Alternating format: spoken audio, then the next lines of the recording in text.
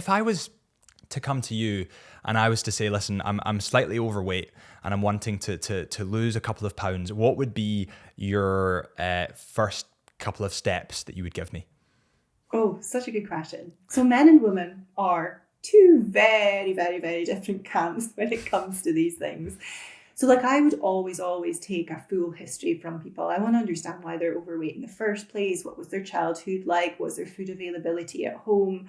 Because, for example, one of the things I see is people who are now in affluent situations, but growing up, there was scarcity.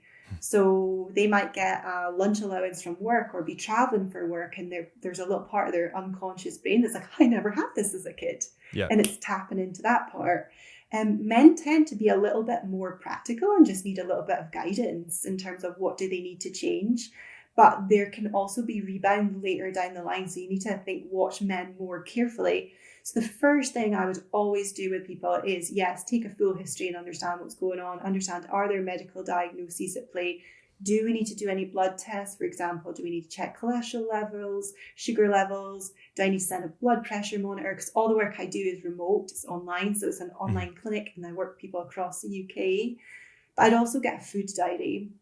And food diary sounds pretty straightforward, pretty boring. But the bit that I want to see in a food diary is, what are the work hours? What are the stress levels? What is sleep like? What are emotions like?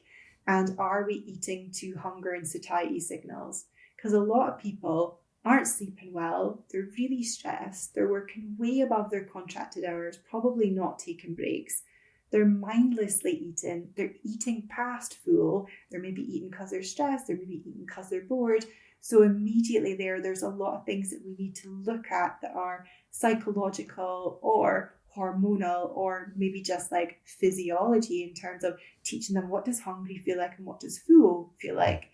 Because the premise of what I do isn't about counting calories or cutting something out, or, it's not about a drastic approach. It's about inclusion and sustainability and it being longer term. So yes, you can still eat out. Yes, you can still have chocolate. Yes, you can still have a beer.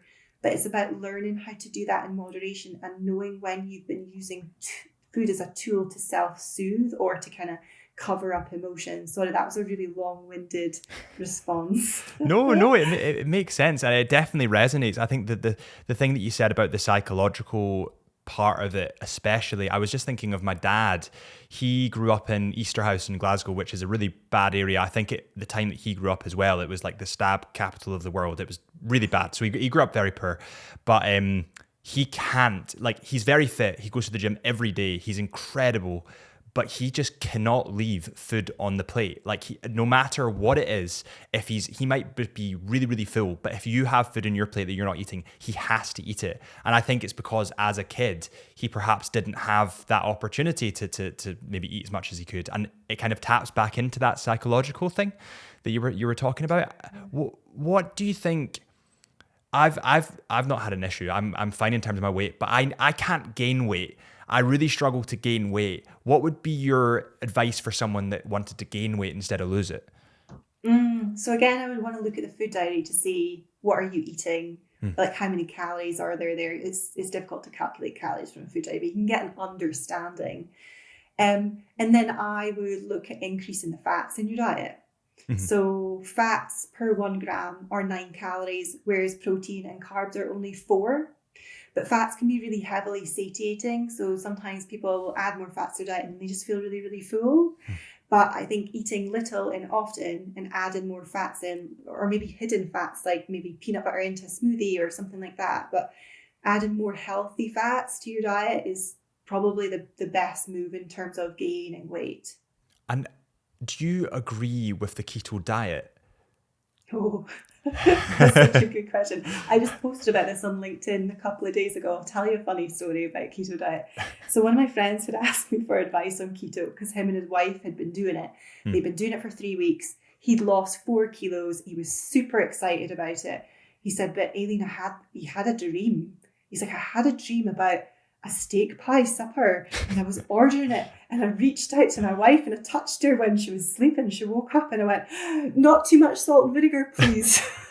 I was like, well, doesn't that tell you something about your diet? Like, it's so extreme that you're having dreams reminiscing about food that you can't eat. So I think in very, very, very, very nuanced circumstances and situations, then maybe it might work. But I say that with so much hesitancy because as a whole, generally, I don't agree with it in that it just isn't sustainable. So the body's preferred energy source is carbohydrates. So we make energy by breaking down carbohydrates into something called ATP, adenosine triphosphate. And the easiest way to make loads and loads of ATP is by carbs. Now, we can do it through fat and we can do it through protein, but it's not a very effective process. And then the problem with the keto diet is people drastically lose an awful lot of weight. And they're like, oh my goodness, this is working, like positive reinforcement. They also physically feel smaller, but it's not necessarily fat they've lost. They've often lost glycogen and water. So glycogen is carbohydrates stored in the muscle and in the liver. So skeletal muscle, the stuff that lines our skeleton. And then glycogen is stored alongside maybe 3 or 4 grams of water per 1 gram of glycogen. So the weight goes down really quickly because you've got rid of all of that stuff. And then that's when the fatigue hits. So you know how marathon runners will hit like the wall? Yeah. That's because their glycogen stores are depleted, all their carbohydrate stores. And it's very similar in keto. And then you just need to walk into like Lidl's when they're making fresh croissants and you're just like, and then you're binging on croissants. So it tends to create dysfunctional relationships with food and poor eating patterns. Again, that is more likely to happen to a woman than a man. But yeah, most of these drastic diets, I think, can create long-term harm psychologically, but also they're super, super taxing on the body. For example, the liver has a really hard time with the keto diet because it just puts it under so much stress and strain. Yeah, I've heard both sides. It's interesting. We had a gentleman called Ali Houston on the podcast. I think he's now potentially at Oxford. He's a really intelligent guy, and he was talking about the keto diet and about how the brain and about how the body rather can run on carbs or ketones. And he was giving me examples of people that have previously suffered from mental health issues. It could be various mental health issues that have gone on the keto diet, and because their brain is now running on ketones instead of carbs, they felt so much better. And it's difficult to pinpoint whether it's maybe just a psychological thing where they think that like almost like a placebo, where they think because they're losing weight and they look better that all of a sudden they are better. It's difficult. I've heard the science from both sides of it. Am I right in saying that if your brain runs on ketones, it could rewire is not the right word, but it could make you feel better if there is an issue? I think it depends on all of the other things you're doing as well. So like, has the person's sleep been addressed? What's going on in their home life? How is work for them? What do they do to manage stress? Are they exercising? Do they get out in sunlight during the day, or are they a shift worker? Like, there's so many other things other than just food to consider. And like, that's why I said earlier, like, there are nuanced situations where people will have done keto and it's worked really, really well for them. Yeah. And there are even rarer situations where it's worked really, really well and they've managed to keep up that way of life. Like, there are evidence that it helps, but for the general population, it's really difficult because it just doesn't fit in with like social norms. So if you've got kids that love pizza and you actually love pizza and you're on keto, then at some point you're going to probably want some of their pizza. So yeah, it's difficult because like N equals 1. So there's going to be one person that it works really, really well for, but there'll be like 10,000 other people that it didn't work so well for.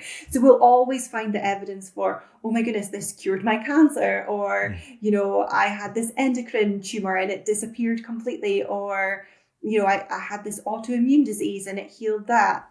And the trouble is when you see a lot of this on social media, when there are people who have maybe reversed an autoimmune disease or something, in themselves, and then they say it's because they did XYZ protocol, and then they start selling and advocating that protocol but don't have necessarily the medical knowledge or license, then that can become dangerous.